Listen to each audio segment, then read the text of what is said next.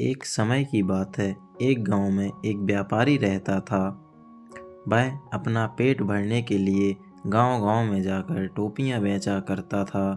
वह रोज सुबह एक बड़ी सी टोकरी में टोपियां लेकर बेचने के लिए जाता था। उन्हें बेचकर वह शाम तक अपने घर वापस आ जाता था। एक सुबह वह अपनी टोकरी में रंग बिरंगी टोपियां बेचने के लिए जा रहा था।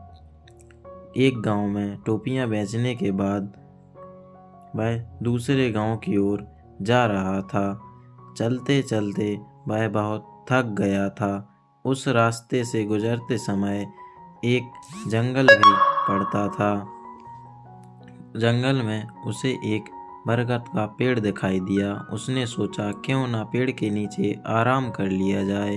व्यापारी बहुत थका हुआ था। उसने टोपियों से भरी टोकरी को नीचे रख दिया। एक टोपी को सर के नीचे रखकर वहीं गहरी नींद में सो गया।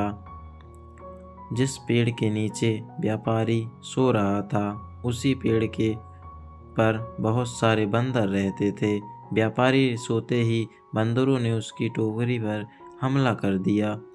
बंदरों ने रंग बिरंगी टोपियां लेकर खेलना शुरू कर दिया। बंदरों की उछल कूद से वहां शोर हुआ तो व्यापारी की नींद खुल गई। नींद खुलते ही व्यापारी के होश उड़ गए।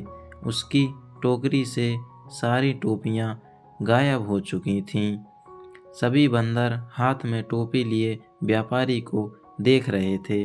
व्यापारी ने ऊपर बंदरों को देखा तो सब समझ में आ गया। वह सोच में पड़ गया कि अब टोपियां न बेच पाने के कारण उसका कितना नुकसान हो जाएगा। यही सब सोचते हुए वह अपना सिर खुजाने लगा। उसे ऐसा करता देख बंदर भी अपना सिर खुजाने लगे। व्यापारी को यह देख गुस्सा आ गया। उसने गुस्से में अपने सिर पर अपना हाथ तेजी से मारा। बंदरों ने भी अपने हाथ से अपने सिर पर तेजी से मारा।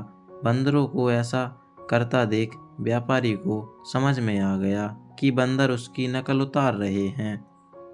अब व्यापारी को एक तरकीब सूझी जिससे वह अपनी टोपियां वापस ले सकता था। अब उसने जिस टोपी को सोते वक्त सिर के नीचे रखा था उसको सिर पर पहन लिया। बंदरों ने भी टोपियों को झटपट पहन लिया।